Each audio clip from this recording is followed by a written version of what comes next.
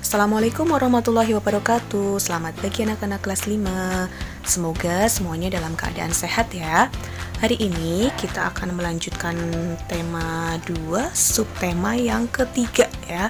Kita lanjut ke subtema yang ketiga, pembelajaran yang pertama, memelihara kesehatan organ pernapasan manusia. Suatu hari menjelang sore, langit tampak gelap. Mendung gelap menggantung di langit. Tiba-tiba secercah kilat menyambar dan terdengar suara petir menggelegar. Kemudian hujan turun dan air tercurah deras dari langit. Angin pun berembus sehingga suhu udara menjadi terasa dingin. Jika kamu berada dalam suasana seperti itu, apa yang akan kamu lakukan? Apakah kamu akan tinggal di dalam rumah, memakai baju tebal dan minum teh hangat? Atau sebaliknya, apakah kamu lebih suka keluar dan bermain hujan-hujanan? Menurut kamu, apakah bermain hujan-hujanan dapat menyebabkan sakit? Mengapa? Coba jelaskan jawabanmu. Iya, hujan-hujanan sebenarnya tidak dapat menyebabkan sakit ya.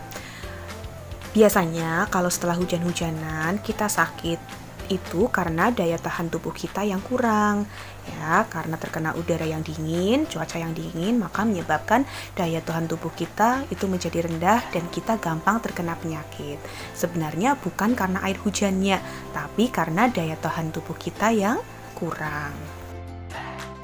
Nah, sekarang coba perhatikan pada layar ya. Kalian lihat kabut asap kebakaran mengganggu pernapasan. Kita tentu selalu menjaga kesehatan tubuh, termasuk kesehatan organ pernapasan. Namun, seringkali faktor lingkungan sangat besar mempengaruhi kesehatan kita, seperti yang terjadi pada tahun 2015. Bencana kabut asap melanda sebagian wilayah Indonesia, terutama di Sumatera dan Kalimantan. Nah, bacaan berikut menyajikan bahaya kabut asap bagi kesehatan manusia. Kita baca bersama-sama ya. 9 bahaya kabut asap dan cara mengatasinya. Kebakaran lahan dan hutan telah menjadi bencana kabut asap. Pemerintah sudah berusaha mematikan titik-titik kebakaran, tetapi hasilnya kabut asap masih ada. Apa saja bahaya kabut asap kebakaran dan apa yang harus kita lakukan apabila di daerah kita terkena kabut asap? Berdasarkan pantauan, indeks pencemaran udara di Jambi, Palembang, dan Palangkaraya sudah sangat tinggi atau tidak sehat. Tidak sehat karena asap kebakaran hutan dan lahan menyebabkan debu atau partikel halus hasil kebakaran seperti jelaga. Saking halusnya, partikel ini akan dengan mudah terisap dan mengotori sistem pernapasan. Selain partikel halus, asap kebakaran juga mengandung zat-zat berbahaya seperti ozon, sulfur dioksida, karbon monoksida, dan nitrogen oksida. Kabut asap ini dapat mengganggu kesehatan semua orang, baik orang yang kondisinya sehat maupun yang sakit.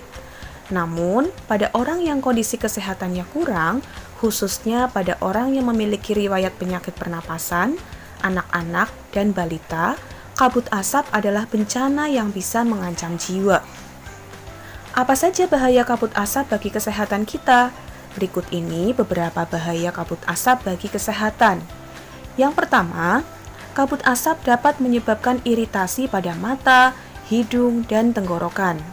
Yang kedua, kabut asap dapat menyebabkan reaksi alergi, peradangan, dan mungkin juga infeksi.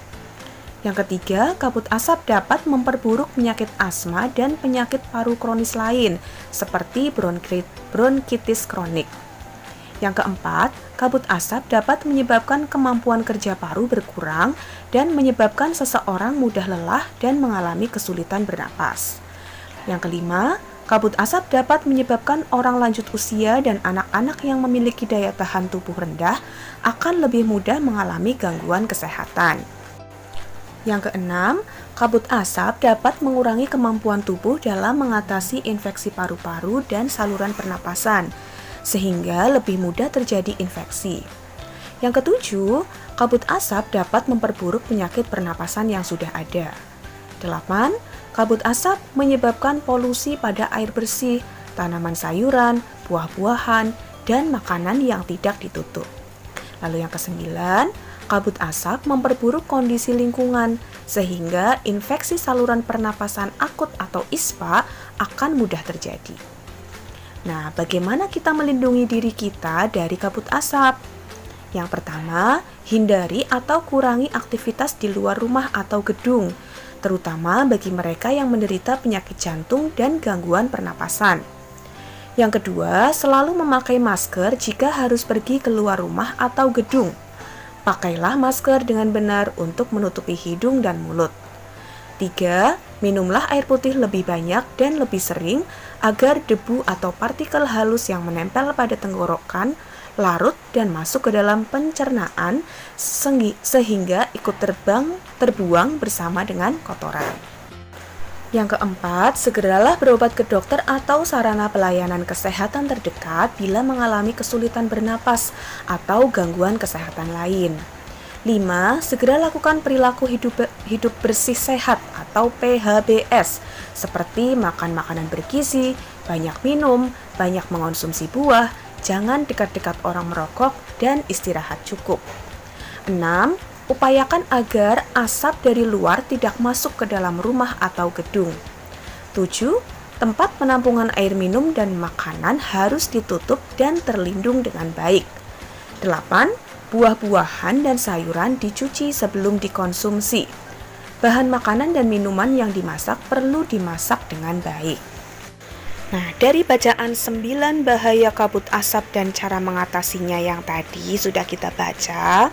Sekarang buatlah pertanyaan dengan kata tanya apa, siapa, di mana, bagaimana, dan mengapa. Kemudian tulislah jawaban dari pertanyaan tersebut.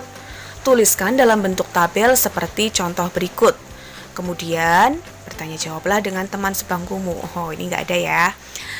Kamu tulis dalam bentuk tabel kata tanya apa, siapa, di mana, bagaimana, dan mengapa ya. Dibuat tabel seperti ini, dibuat pertanyaan lalu jawaban. Masing-masing kata tanya kamu buat berapa ya? 2 saja, 2 kalimat ya. Masing-masing kata tanya kamu buat 2 pertanyaan dan 2 jawaban.